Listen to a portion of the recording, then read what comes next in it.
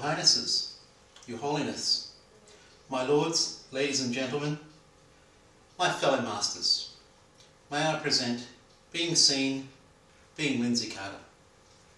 I was born the fourth child in a family of 5 children, with parents, Barry and Val, both honest working Aussies.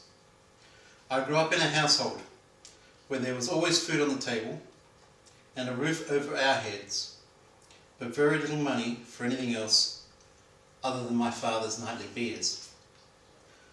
I suppose that I was lucky in that at least my mother showed me some affection and attention. Where my father was concerned, his stopped at his firstborn son. I was only a mediocre student at school, but I loved to play sport. And I was very good at whatever I turned my hands or my feet to. And I loved to cook from a very early age, 8 or 9 years old. Everything in my life then was typically 1960s lifestyle. After finishing high school, I followed my heart and became an apprentice cook, of which I topped my state 2 out of my 3 years at college. Funnily enough, there weren't too many accolades at home for this achievement, other than from my girlfriend. And though this is not the reason that I married her at age 21. She was a lovely, pretty Greek lass from a strict home, but it didn't last. Though we're still good friends today, I think that I couldn't toe the marriage line. Then, too young, too horny, too much temptation. I travelled to Melbourne, Victoria, when I was 24, to expand my knowledge and skills. And I played there for a couple of years before returning to my family here in Perth.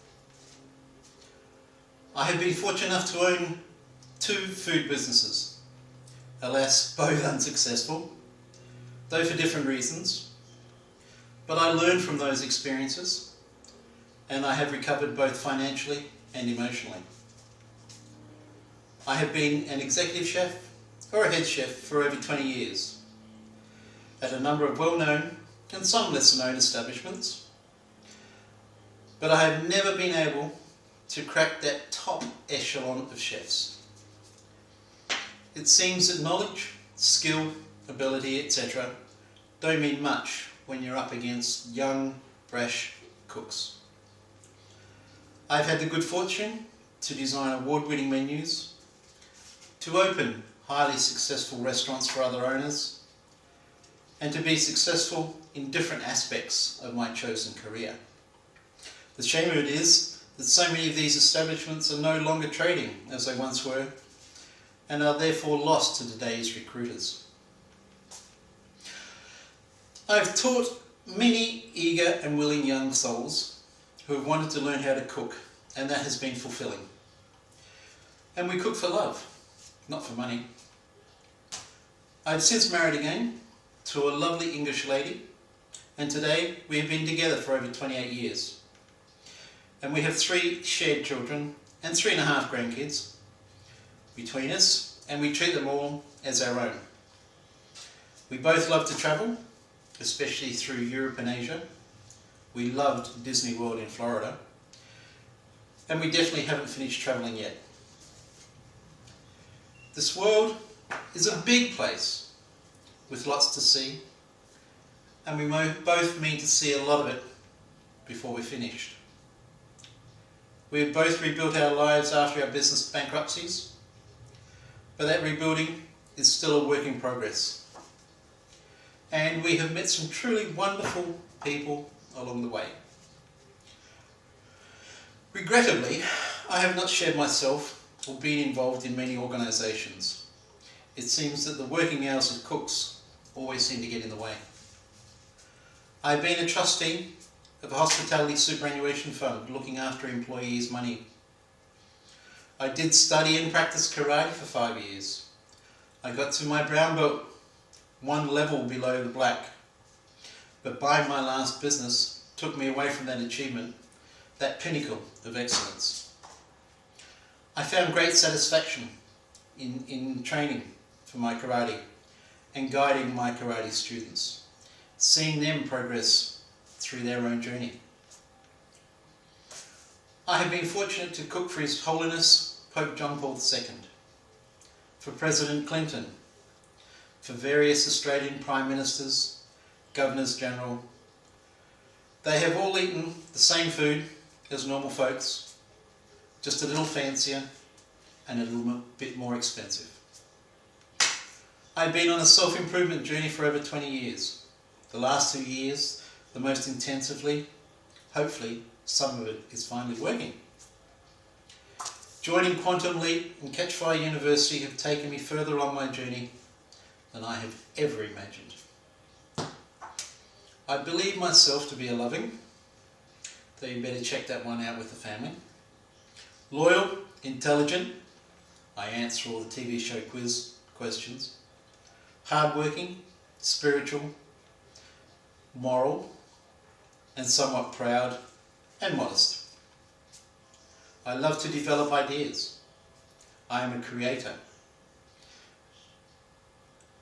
reasonably artistic, though not at painting. And I will try my hands at most things.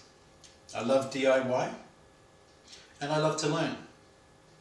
I read almost anything, about everything, and my home library is eclectic. I'm a very good chef, though not a great chef, and that, I believe, is due to a lack of application on my part. I stand up for the underdog. I fight back against oppression. I believe in free speech. I believe in freedom of the press, though I believe that is now controlled. And I believe firmly there is no need for poverty or starvation on this abundant planet. I was once offered a position in politics, about 25 years ago, but I believe my morals and my ethics would not allow me to toe the party line. And I still believe today that I made the right decision not to take that particular career path. I love sports of most kinds, both playing and watching, but I believe too that professional sportsmen and women are paid too highly. That money could be better allocated. I am also concerned for our global environment and the abuse it is receiving. But I do know that Mother Nature will have the last laugh. I have ideas to aid society. They have not yet come to fruition, but I know that I am also not done yet. I still continue to swim upstream daily, to make ends meet, to provide for my family and those associated with me. Perhaps my star sign should have been the Chinook salmon and not the lion. I am, after all, a Leo. But I believe it is the strength of the lion that keeps me going. I am no Nikola Tesla.